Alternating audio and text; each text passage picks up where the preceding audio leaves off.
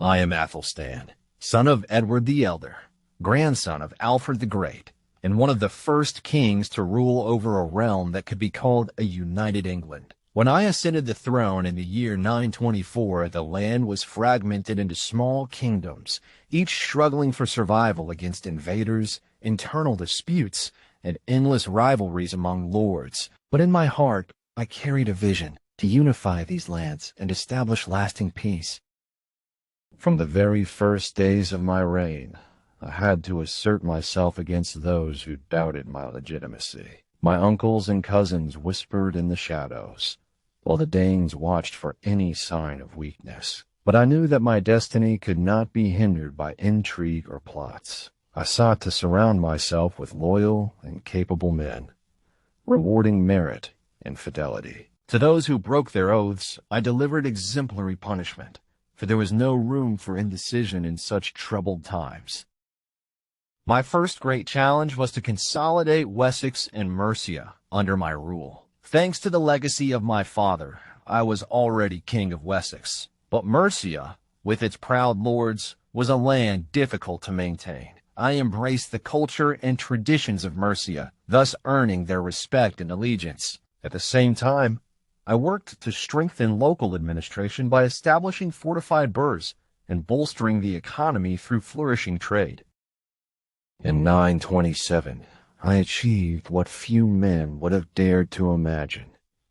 I conquered York, ending Viking rule over Northumbria. It was a decisive victory, but one not gained without sacrifice. My armies and I traversed plains and rivers, facing enemies determined to defend their territory. In every battle, I marched alongside my men, sharing their hardships and their Together, we forged a unity that nothing could break. Once York was under my control, I summoned the kings and lords of the island to a grand assembly at Eamont, near Penrith. There, they recognized my supremacy. I was now the king of the English, and for the first time, the entire island seemed to move toward political unity. But I knew that this fragile peace needed constant vigilance, for human ambition is like embers beneath the ash. In 937, my reign reached its pinnacle during the Battle of Brunanburh. It was one of the bloodiest confrontations in our history. Constantine II of Scotland and Olaf Guthferthson, King of Dublin, had formed an alliance to overthrow me. Their armies were vast and determined, but I too had prepared my forces. On the eve of the battle, I stood before my soldiers, reminding them of what we were fighting for. Not riches, but freedom, unity, and the survival of our people. That day, the sun rose over a battlefield shrouded in mist. Swords clashed, men's cries pierced the air, and the very earth seemed to tremble under the fury of the combat. By the end of that dreadful day, we had triumphed. Constantine and Olaf had fled, their armies decimated, but the price of this victory was heavy. Thousands of men had given their lives for our cause.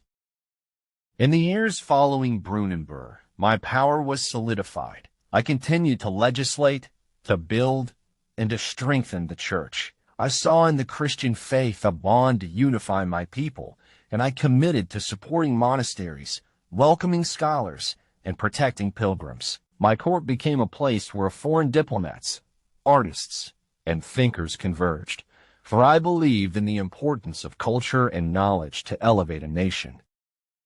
Yet despite my successes, I knew that my time was finite. Each night I prayed, asking God to guide my steps and to protect my kingdom after me. I died in 939, at the age of 45. However, my legacy did not perish with me. The foundations I laid enabled my successors to build a stronger and more unified kingdom.